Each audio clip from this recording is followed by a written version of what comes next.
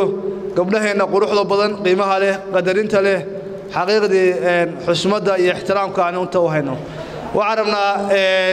gabdhow urusiyaasadeedka sincad wuxuu diyaar u yahay in boqolkiiba konton dumarka uu siiyo haddii ayagu diyaar u yihiin waxaan rabnaa marka idinku inaad dabcan shaqaysaan haweenkiina inii sharaxaan inaad la shaqaysaan barno waxaan rabnaa dumarku inaysan noqon hasha cunto oo cabaada dhibaatada ugu weyn oo haysta waxay tahay gabdhahooda taageersan xidigahooda dadkooda macnaha leh ma taageeraan hadhowna waxay dhahaan oday iyo wiil iyo qolo kale dibidaabiyeysay dibidaabiye inkaas ugu filan marka waxaan rabnaa maantay dibidaabiyadii awal dhici jiray inaysan dhicin waxaan rabnaa haweenkeena inaan garbaha qabanno waxaan rabnaa inaan taageerno midii maanta fursadda hesha alxamdulilah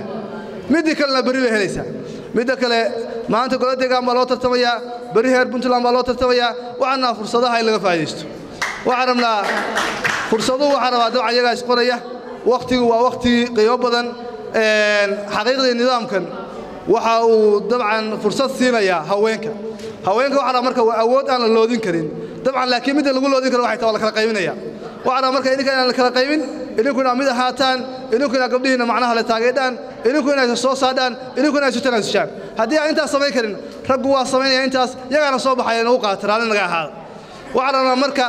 dumara waxaan rabnaa marka inaad meel ka soo jeesataan xaqiiqdii sincad ahaanana gabdhaha sharafay noo leeyihiin qiimay noo leeyihiin madaxayna noo saaran yihiin waxaan diyaar u nahay inaan la shaqayno waxaan diyaar u nahay inaan garab istaagno waxaan diyaar u nahay wax kasto oo geedaa inaan siino laakiin waxaan rabnaa idinkuna shaqadeena inaad la timaadaan marka waxaan rabnaa inaan wada shaqayno waxaan rabnaa inaan isku meel wada aadno waxaan rabnaa waxa idinku rabtaan inaan ka shaqayno inaan idinkuna nagala shaqaysaan marka waxaan rabnaa aad u mahadsantihiin gabdhaha iyagu xaqiiqdii qalbigan waa ognahay waddanka xaaladda burburkii kadib inay waddanka gacanta ku hayaan marka sidaasna waxaan rabnaa xilalkiina iyo mas-uuliyaadkiina in lagu wareejino sida awgeed idinkuna waxaan rabnaa inaad diyaar u tihiin aqoon ahaan cilmi ahaan caqli ahaan iyo garasho ahaanba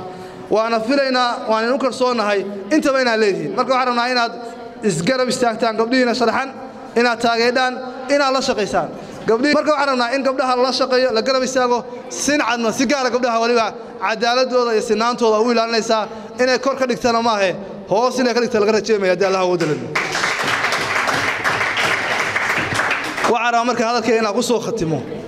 gabdhow waxaan rabnaa inaad mid noqotaan